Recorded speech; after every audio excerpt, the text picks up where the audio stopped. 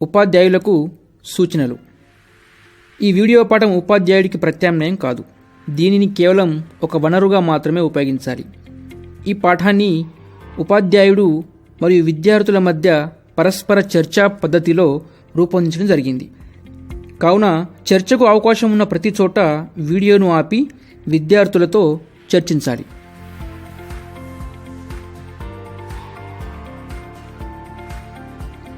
తరగతి గదిలో ప్రదర్శించడానికంటే ముందే ఉపాధ్యాయుడు ఈ వీడియోను చూసి సన్నద్ధం కావాలి.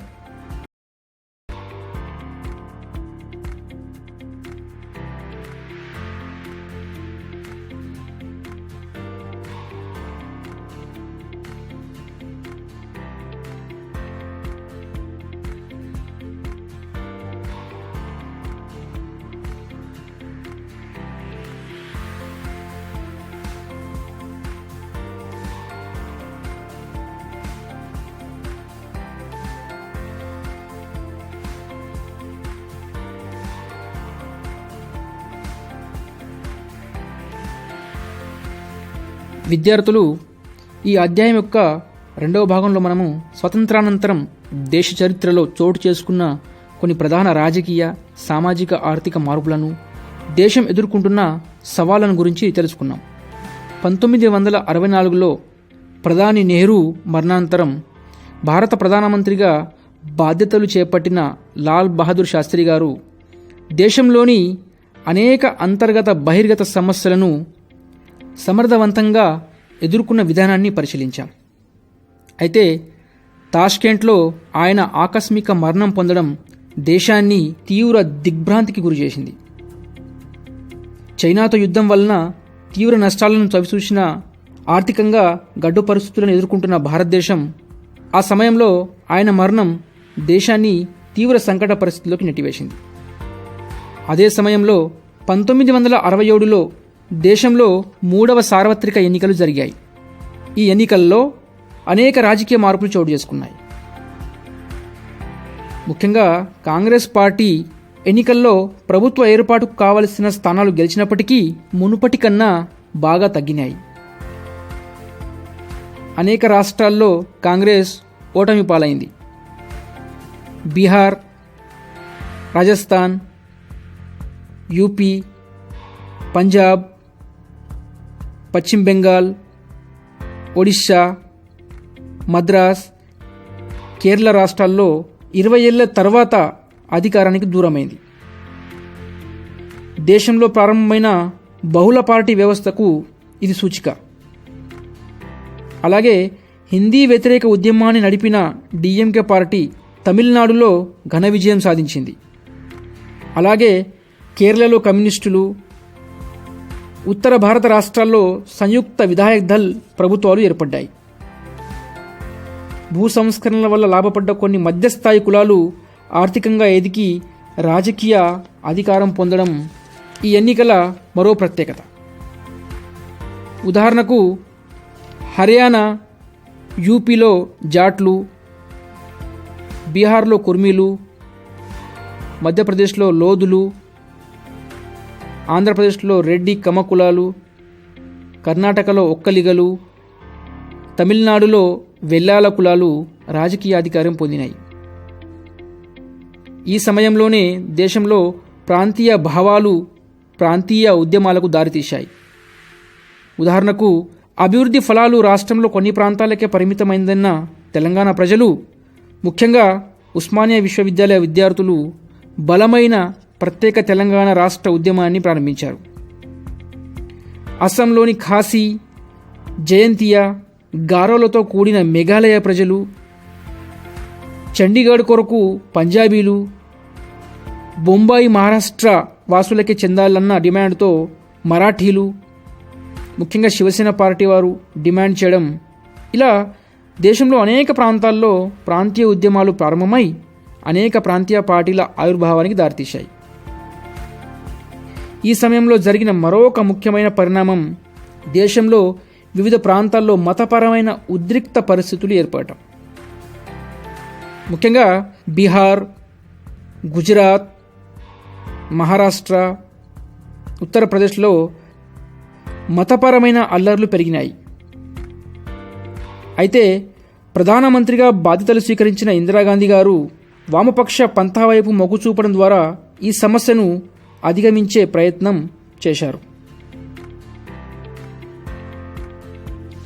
కొత్త విధానాలు, కార్యక్రమాలను చేపట్టడం ద్వారా ఇందిరాగాంధీ గారు దేశాన్ని వామపక్ష పంథా వైపు నడిపించారు. 1971లోనే ముందస్తు ఎన్నికలను జరిపించి గరీబీ హఠావో నినాదంతో ఎన్నికల్లో ఇందిరాగాంధీ గారు అఖండ విజయాన్ని సాధించారు. ఆ ఎన్నికల్లో ప్రతిపక్షం దాదాపుగా తుడిచిపెట్టుకుపోయింది. పేద అట్టడుగు వర్గాల వారికి ప్రయోజనాలు చేకూరుస్తానని చేసిన వాగ్దానానికి అనుగుణంగా సామాజిక ఆర్థిక మార్పును సాధించాలనే లక్ష్యంతో అనేక ప్రైవేట్ బ్యాంకులను జాతీయం చేయటం, రాజభరణాలను రద్దు చేస్తూ చట్టం చేయటం వంటి అనేక విప్లవాత్మకమైన చర్యలను ఇందిరాగాంధీ గారు ప్రకటించారు. ఫలితంగా ఆమె మరింత జనాదరణను పొందారు. 1972లో రాష్ట్రాల శాసనసభలకు జరిగిన ఎన్నికల్లో కాంగ్రెస్ మంచి ఫలితాలను సాధించింది. అటు ఆమె అనుసరించిన విదేశాంగ విధానంలో కూడా సత్ఫలితాలను సాధించింది. ముఖ్యంగా 1970 దశకంలో పశ్చిమ పాకిస్తాన్ నుంచి బంగ్లాదేశ్ను విముక్తి చేయుటకు ఆ దేశంలో ముజిబుర్ రెహమాన్ నాయకత్వంలో ఒక బలమైన ఉద్యమం ప్రారంభమైంది. పాకిస్తాన్ బంగ్లా విముక్తి ఉద్యమాన్ని అణిచివేయుటకు సైనిక చర్యలను ప్రారంభించింది. దీంతో బంగ్లా విముక్తి నాయకులు భారత సహాయాన్ని ఆర్థించారు. భారత ప్రభుత్వం ఈ విషయంలో సైనికేతర సహాయం అందించడం ద్వారా నిర్ణయాత్మకమైన జోక్యం చేసుకుంది. ఫలితంగా 1971లో పాకిస్తాన్ భారత్ల మధ్య యుద్ధం మొదలైంది. పాకిస్తాన్ను సునాయాసంగా ఓడించడం ద్వారా బంగ్లాదేశ్ స్వతంత్రం పొందగలిగింది. అంతేగాక పాక్ సైనిక అణచివేత వల్ల కాందీశుకులుగా మారిన లక్షల మంది బంగ్లాదేశీయులకు ఇందిరాగాంధీ మన భారతదేశంలో ఆశ్రయం కల్పించింది. ఈ విజయంతో ఇందిరాగాంధీ గారి జనాదరణ విపరీతంగా పెరిగింది. అయితే సామాజిక ఆర్థిక మార్పు పేరిట రాజ్యాంగాన్ని మాటిమాటికి సవరణలు చేయటం, న్యాయ వ్యవస్థ, శాసన వ్యవస్థల మధ్య ఘర్షణలకు దారితీసింది. అయితే 1973లో కేశవానంద భారతి కేసులో రాజ్యాంగ మౌలిక స్వరూపం మార్చడానికి వీల్లేదని సుప్రీంకోర్టు ఇచ్చిన తీర్పుతో రాజ్యాంగ సవరణకు ప్రభుత్వానికి ఉన్న అధికారాలను నియంత్రించడం జరిగిందని చెప్పవచ్చు. అదే సమయంలో అటు అంతర్జాతీయంగా ఇటు దేశీయంగా సంభవించిన అనేక పరిణామాల వల్ల ఇందిరాగాంధీ గారు తీవ్ర సమస్యలను ఎదుర్కోవాల్సి వచ్చింది. ముఖ్యంగా 1973లో జరిగిన అరబ్ ఇజ్రాయెల్ యుద్ధం వలన చమురు ధరలు విపరీతంగా పెరిగిపోవడంతో నిత్యావసర వస్తువుల ధరలు పెరిగి ద్రవ్యోల్బణం తారాస్థాయికి చేరింది. ఆహార ధాన్యాల కొరత, నిరుద్యోగం వంటివి తీవ్రమైనాయి. ఫలితంగా ప్రజలలో అసంతృప్తి, నిరాశ పెరిగినాయి. దీంతో జయప్రకాష్ నారాయణ్ గారి నేతృత్వంలో ఏకమైన ప్రతిపక్షాలు ఇందిరాగాంధీకి వ్యతిరేకంగా పెద్ద ఎత్తున ప్రజా ఉద్యమాన్ని నడిపాయి. బీహార్, గుజరాత్లలో ప్రజలు పెద్ద ఎత్తున నిరసనలు తెలిపారు. అదే సమయంలో 1971 లోక్సభ ఎన్నికల్లో ఎన్నికల నియమావళిని ఉల్లంఘించినందున ఇందిరాగాంధీ ఎన్నిక చెల్లదని అలహాబాద్ హైకోర్టు తీర్పు ఇవ్వడంతో ఆమె తీవ్ర ఒత్తిడికి లోనయ్యారు.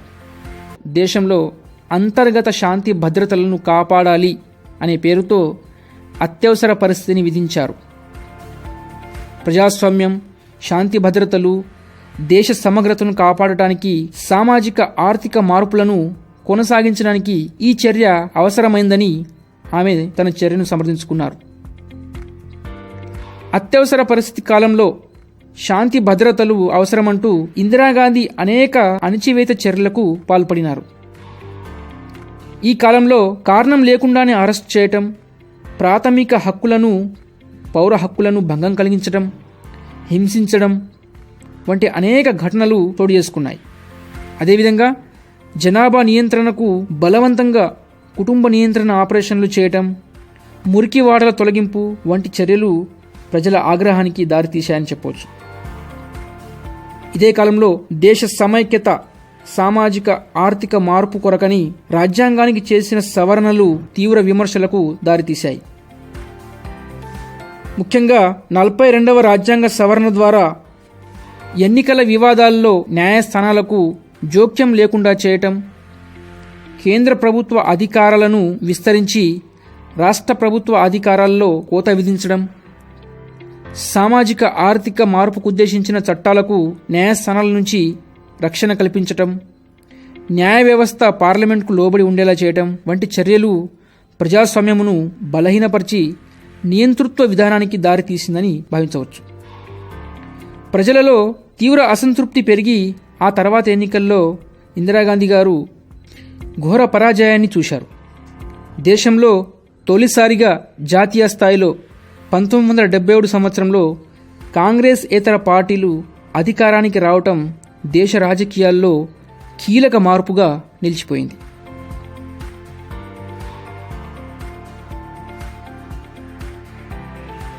చర్చించండి. 1967 ఎన్నికల తర్వాత వివిధ రాష్ట్రాల్లో కాంగ్రెస్ పార్టీ ఓటమికి గల కారణాలేమిటి?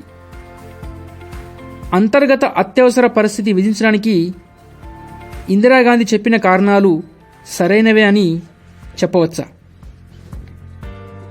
ఇందిరాగాంధీ హయాంలో విధించబడ్డ అత్యవసర పరిస్థితి భారత ప్రజాస్వామ్యాన్ని బలహీనపరిచాయని భావించవచ్చా?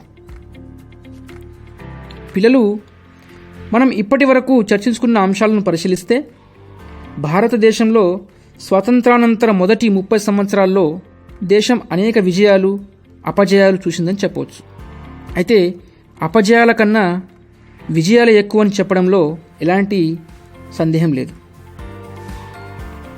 దేశంలో సుస్థిరమైన ప్రజాస్వామ్యాన్ని నెలకొల్పటం ఈ కాలంలో సాధించిన అతి ముఖ్యమైన విజయమని చెప్పవచ్చు.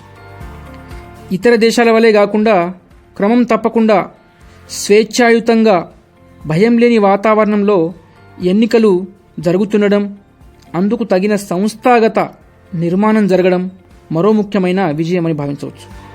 అదేవిధంగా ఏకపార్టీ ఆధిపత్యం పోయి బహుళ పార్టీ వ్యవస్థ ఏర్పడటం రాజకీయాల్లో అతి ముఖ్యమైన పరిణామంగా భావించవచ్చు.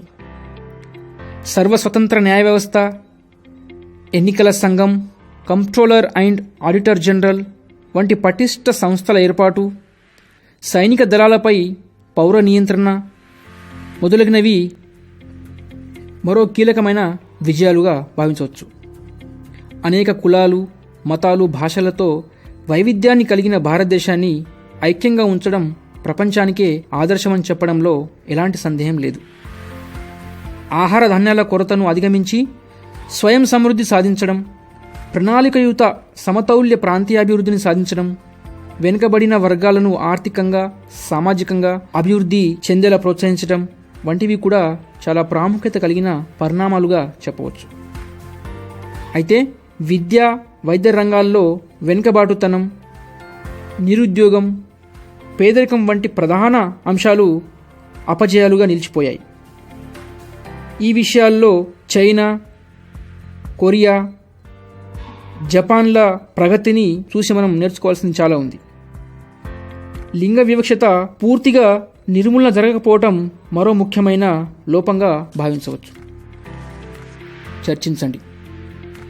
స్వాతంత్రానంతరం భారతదేశ చరిత్రలో అపజయాల కన్నా విజయాలే ఎక్కువ. ఈ అభిప్రాయంతో మీరు ఏకీభవిస్తారా? అయితే ఎలా? జాతీయ అత్యవసర పరిస్థితి సమయంలో ఇందిరాగాంధీ గారి ప్రభుత్వం ప్రజల ప్రాథమిక హక్కులను కాలరాసింది.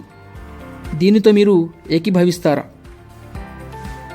ప్రజలకు విద్య, వైద్య సౌకర్యాలు కల్పించడంలో, పేదరికం, లింగ వివక్షత నిర్మూలన చేయటంలో స్వతంత్ర భారత ప్రభుత్వాలు నిర్లక్ష్యంగా వ్యవహరించాయి అనే అభిప్రాయం సరైనదేనా?